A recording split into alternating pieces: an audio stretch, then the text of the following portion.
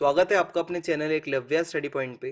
और मेरा नाम है सचिन और आज की इस वीडियो में मैं आपको बताने वाला हूँ कि क्या बुरी हैंडराइटिंग के नंबर कटते हैं। ये मोस्ट इंपॉर्टेंट वीडियो होने वाली है। ये बहुत सारे बच्चों ने मुझसे पूछा था कि सर अगर हमारी हैंडराइटिंग ज़्यादा अच्छी नहीं है तो क्या इसका कुछ असर पड़ेगा अगर हम अपनी आंसर शीट्स में बोर्ड एग्जाम की ज़्यादा अच्छी राइटिंग नहीं लिख पाते, या हमारी हैंड राइटिंग ऐसी है कि सामने वाले टीचर को समझ में नहीं आती, तो हम ऐसे में क्या कर सकते हैं। ठीक है, तो राइटिंग के क्या नंबर कटेंगे या नहीं कटेंगे, ये आज का डाउट है और मैं इस वीडियो के एंड तक आपको पूरा डाउट एकदम क्लियर कर दूंगा आपका जो भी होगा।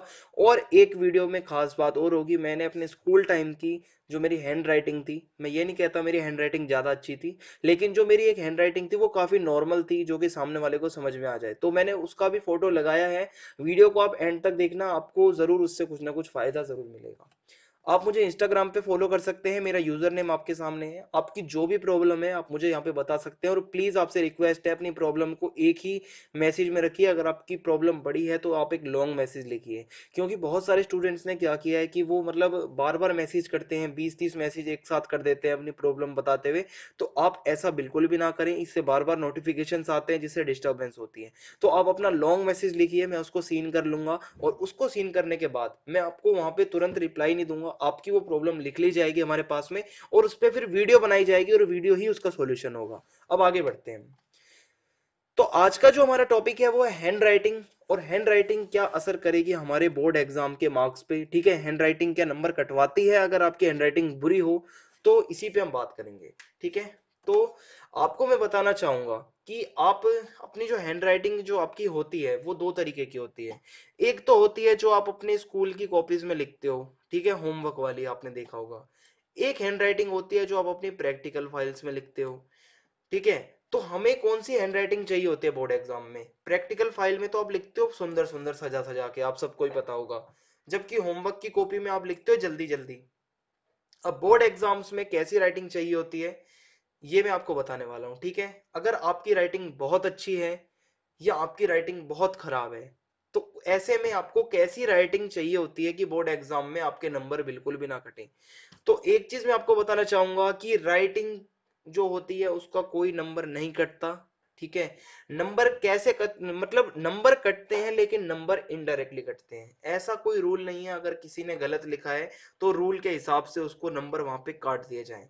जो भी चेकर होगा, आप ये समझ लीजिए, अगर किसी चेकर के पास 10 आंसर शीट आई चेक करने के लिए, और उस 10 में से 8 आंसर शीट ऐसी थी जिसकी राइटिंग नॉर्मल थी, जो समझ में आ रही थी। अभी मैं आपको एग्जांपल दिखाऊंगा इस वीडियो के अंदर। मैंने बहुत सारे बच्चों के कुछ आंसर्स हैं जो उन्होंने मुझे भेजे थे, मैंने इस वीडियो में उनको जो आंसर्स थे उनके उनके फोटो रखे हैं। तो आपको बताऊंगा कौन सी राइटिंग खराब हो सकती है और कौन सी नॉर्मल और कौन सी अच्छी। तो जो भी एग्जामिनर होता है जो आपकी आंसर शीट्स को चेक करता है, तो वो आपसे ये उम्मीद करता है कि आप कम से कम ऐसा लिखो कि सामने वाले को समझ में आ जाए, या वो जब आपके आंसर्स को पढ़ता है तो उसको पढ़ने में ज्यादा दिक्कत ना हो। क्योंकि अगर मान लो आप अपने आप को एग्जामिनर की जगह देखो, आप किसी स्टूडेंट को पढ़ाते हो, ठीक है, या आपको किसी स्टूडेंट्स का टेस्ट चेक करना है, 10 टेस्ट आए आपके सामने, 10 में से अगर फॉर एग्जाम्पल आप ये मानो 5 टेस्ट ऐसे थे जिसके अंदर आंसर्स जो थे बहुत भद्दी और बहुत बेकार राइटिंग में लिखे हुए थे, जिसको आपको पढ़ने में भी दिक्कत हो रही थी, तो आपका मूड वहीं से खराब हो जाएगा और आप कहीं ना कहीं फिर उसके नंबर काटते चलोगे। आपने कितनी भी डिटेल लिखी हो, कितना भी बड़ा आंसर लिखा हो, राइटिंग अगर आपकी एकदम बेकार है, या आप ये कहिए कि सामने वाले को समझ में नहीं आती, तो आप ये मान के चलिए कि आपके नंबर कटने वाले हैं। ऐसा कोई रूल नहीं है कि नंबर कटते हैं, पर इनडायरेक्टली जो भी चेकर होगा आपके नंबर काटेगा ही काटेगा, क्योंकि अगर सामने वाले को समझ में नहीं आएगा तो उसकी जगह आप ही क्यों ना हो, आप भी नंबर काटोगे। तो अब मैं आपको ये बताऊंगा कि कौन से मतलब कुछ आपके सामने में पेजेस रखूंगा और आपको बताता चलूंगा कि कौन सी हैंड राइटिंग नॉर्मल है जो कि बोर्ड एग्जाम में चल जाएगी और बहुत अच्छी चलेगी, और कौन सी हैंड राइटिंग ऐसी है जिसमें सुधार की जरूरत है। तो आप देख लेना आप किस कैटेगरी में आते हो। सबसे पहले आपके सामने एक ये राइटिंग है, आप देख सकते हो इंग्लिश का चैप्टर है। ठीक है, और लोस्ट स्प्रिंग का ये चैप्टर है, किसी ने मुझे इसका आंसर भेजा था। अब मैं अगर इसको देखूं तो मेरी नजर में ये राइटिंग इतनी अच्छी नहीं है जैसी होनी चाहिए। तो आप इसको देख सकते हो, आप इसको देखते हुए चलिए, अगर आपकी राइटिंग कुछ इस तरीके से है तो आप अपनी राइटिंग में सुधार करिए। मैं यहाँ पे नाम नहीं बताऊंगा ये किस स्टूडेंट की राइटिंग है, ठीक है, हम किसी को यहाँ पे पर्सनली किसी को ठेस नहीं पहुंचाना चाहते, बस मैं सबको एक अच्छी सलाह ही देने आया हूँ यहाँ पे। मैं किसी की यहाँ पे बुराई नहीं करने आया कि राइटिंग बुरी है, मैं ये कहने आया हूँ कि आपकी राइटिंग में ये कमी है, ठीक है, और ये जो पेज है इसमें मुझे दिखा है कि कहीं ना कहीं राइटिंग में सुधार की जरूरत है, ठीक है।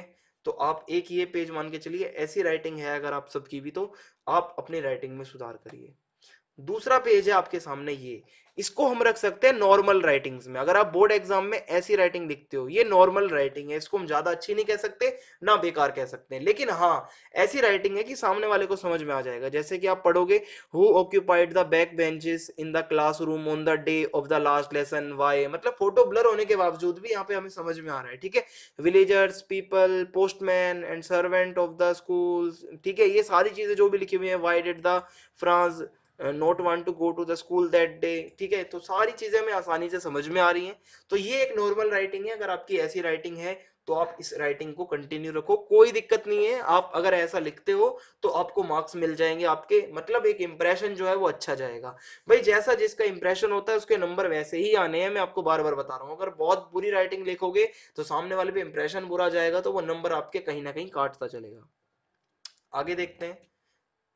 ये एक राइटिंग है, ये भी हम इसको कह सकते हैं एक नॉर्मल राइटिंग है जो कि समझ में आ रही है, बुरी राइटिंग नहीं है। क्लियरली यहाँ पे हम पढ़ सकते हैं, how was the peddler welcome by the old crofter, the peddler knock the door of A crofter and requested for night shelter. तो सारी चीजें समझ में आ रही हैं यहाँ पे, ठीक है। यहाँ देखोगे, why did the peddler decided to take this way through the forest. तो ये जो राइटिंग है आप कह सकते हो ये भी नॉर्मल में आती है, इसको हम बुरी नहीं कह सकते ना ज्यादा अच्छी, ये मतलब नॉर्मल से थोड़ी ऊपर है, और ये बोर्ड एग्जाम में अच्छे से चल जाएगी, कोई दिक्कत नहीं आएगी इसमें, ठीक है, अगर आपकी ऐसी राइटिंग है तो। अब ये है आपके सामने राइटिंग, आप देखिए इसको। मतलब मेरे को समझ में नहीं आया ये सारी, मतलब जो जो जो चीजें हैं, मतलब एक साथ घुसा घुसा के अंदर लिखी हुई हैं। और अगर आप इस तरीके से अगर अपनी आंसर शीट में लिखते हो तो भाई 32 पेज की जो बोर्ड की आंसर शीट होती है वो तो कहीं नहीं भर पाएगी आपको, मतलब उससे पहले ही आपका काम तमाम हो जाएगा, मतलब पेपर तो आप पहले कर दोगे, वो शीट भी नहीं खत्म होगी आपकी, उसके आधे में ही हो जाएगी अगर इतना बिच्चा बिच्चा अगर आप लिखते हो तो।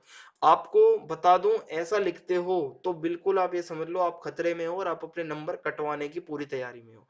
अगर आपकी राइटिंग ऐसी है तो मैं आपको यही कहूंगा, राइटिंग को थोड़ा खुला करिए, पेज को मत बचाइए, ठीक है। पेज बचाने के चक्कर में आप अपनी राइटिंग जो है उसको बिगाड़ रहे हैं। राइटिंग को थोड़ा खुला करिए, इसके लिए यही सलाह दूंगा मैं। अगर जिस किसी की भी ऐसी राइटिंग है तो वो अपनी इस राइटिंग को थोड़ा थोड़ा खुला करे। ये राइटिंग है, इसके अंदर भी यही बीमारी है, ठीक है, बहुत ज्यादा क्लोज लिखे हुए हैं जो वर्ड्स हैं। तो आपकी भी अगर ऐसी राइटिंग है तो इसको सुधारिए। अब एक गलती और होती है बच्चों से, वो ये होती है कि अपने आंसर लिखते हुए बीच में काटा पीटी करना। आप ये देख सकते हो काटा पीटी करी हुई है, यहाँ पे की हुई है, यहाँ पे की हुई है।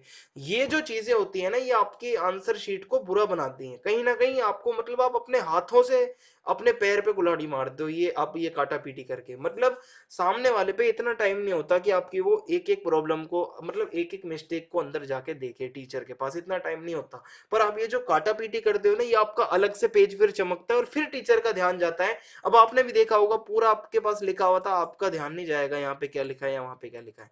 मतलब ये जो काला पीला अलग से आप करते हो इसको घिस के, ये अलग से चमकेगा और कहीं ना कहीं आपके नंबर यहाँ पे कटेंगे अगर आप ऐसी प्रेजेंटेशन दोगे तो। आगे बढ़ते हैं।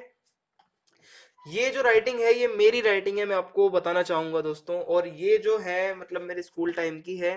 मैं ये नहीं कहता कि ये अच्छी है या बुरी है, ये आप देख सकते हैं जैसी भी है। मैंने बोर्ड एग्जाम्स में लगभग कुछ ऐसे ही अपना इंग्लिश में लिखा था, और ये मतलब प्रॉपर स्पेसिंग है, मतलब एक नॉर्मल राइटिंग हम जिसे कह सकते हैं बोर्ड एग्जाम में। आप मुझे कमेंट बॉक्स में जरूर बताना कि आपको मेरी राइटिंग कैसी लगी। तो आप इसको देखोगे अगर राइटिंग को, तो आपको दिखेगा कि काफी थोड़ा थोड़ा स्पेस है राइटिंग के अंदर, और समझ में आ रहा है जो भी लिखा हुआ है। हमें यही राइटिंग चाहिए, हमें कोई कर्सिव राइटिंग, मतलब अगर कर्सिव है आपकी तो बहुत अच्छी बात है, कोई दिक्कत नहीं है। अगर आपकी राइटिंग बुरी है तो आपको सुधार के इस लेवल की बनानी है कि खुला खुला लिखो थोड़ा, और सिंपल सिंपल लिखो, ज्यादा घुमावदार कुछ भी मत लिखो, सामने वाले को समझ में आना चाहिए।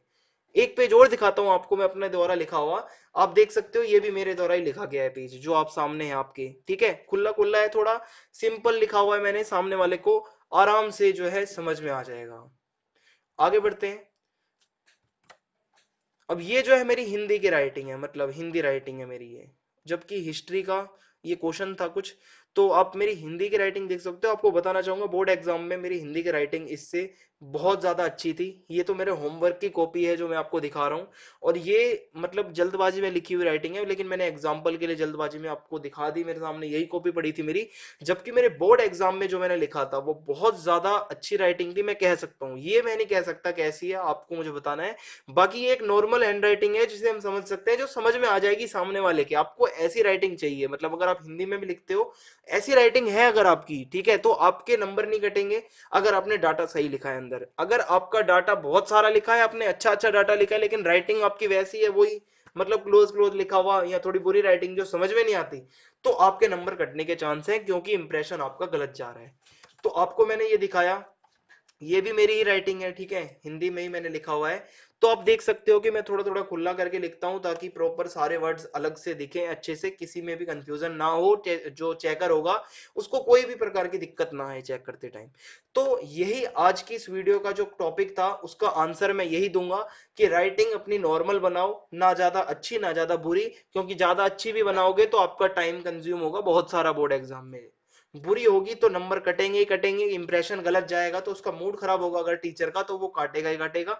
बाकी अगर नॉर्मल राइटिंग रखोगे, थोड़ी सी मेहनत कर लो, थोड़ा खुला खुला लिखो, ज्यादा भी नहीं, तो आपको जरूर उसका फायदा मिलेगा। बाकी अगर आपको एक वीडियो और चाहिए इस पे कि आपको एग्जाम में कैसे फास्ट लिख सकते हो, तो मैं आपको एक टिप जरूर दूंगा। कमेंट बॉक्स में बताइए, एक तो आपको मेरी राइटिंग कैसी लगी, और दूसरा क्या आपको वो वीडियो चाहिए या नहीं। चैनल को सब्सक्राइब करना बिल्कुल भी ना भूलें। जय हिंद, जय भारत, धन्यवाद।